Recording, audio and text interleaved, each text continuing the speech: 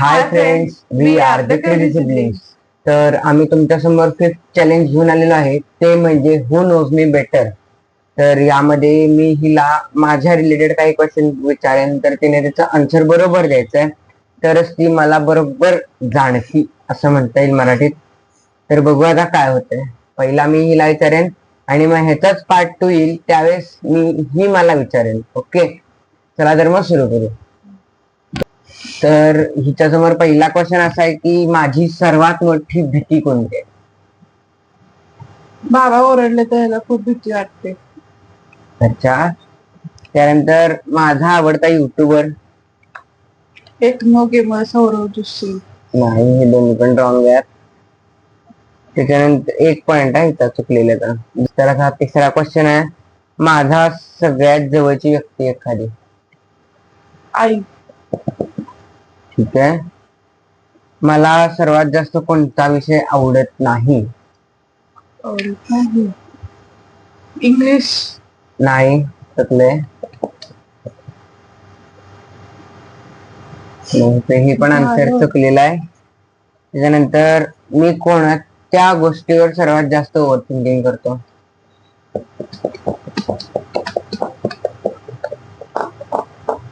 माहित नसणार आहे शक्यतो. हा, त्याच्यानंतर माझा फेवरेट सिंगर. अरिजित सिंग. नाही, हे पण चुकलेलं आहे. माझ्या आयुष्यातील असा एक कोणता प्रसंग आहे जो मी कधीच विसरणार नाही? तुला एखाद्या नाटकामध्ये बक्षीस मिळालेलं ते नाटक किंवा तो प्रसंग? मला हे एक सेकंड नव्हतं, तरी पण असेल. चला, मी कोणती गोष्ट आहे जी कधीच कोणाबरोबर शेअर करत नाही? मनातली भावना. त्याच्यानंतर आता 10 क्वेश्चन आहेत आपल्याकडे फक्त.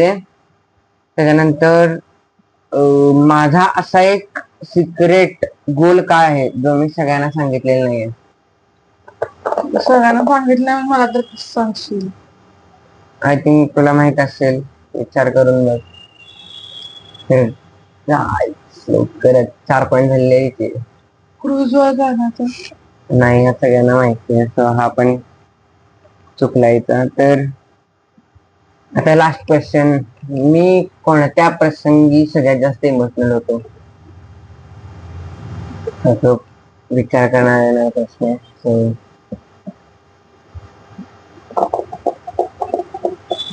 मी कोणत्या प्रसंगी सर्वात जास्त इमोशनल होतो? शक्यतो हायला येणार नाही मला माहिती. मी एवढ्या सगळ्या हार्ड क्वेश्चन काढले.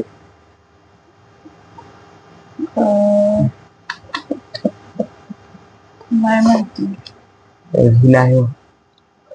तर हिला हा पण माहित नाहीये. सो आता हिचे चुकलेले क्वेश्चन म्हणजे 1, 2, 3, 4, 5 क्वेश्चन चुकले त्याचे 10 मधले. 5 बरोबर म्हणायचे आता. तरी जे आता 5 क्वेश्चन चुकलेले आहेत. तरी आपला हा व्हिडिओ आता इथेच संपलेला आहे. पार्ट 2 मध्ये आता ही मला विचारेन, मी आन्सर करायचा आहे. सो पार्ट 2 साठी स्टे ट्यून. चला तर मग भेटू पुढच्या व्हिडिओ मध्ये. बाय.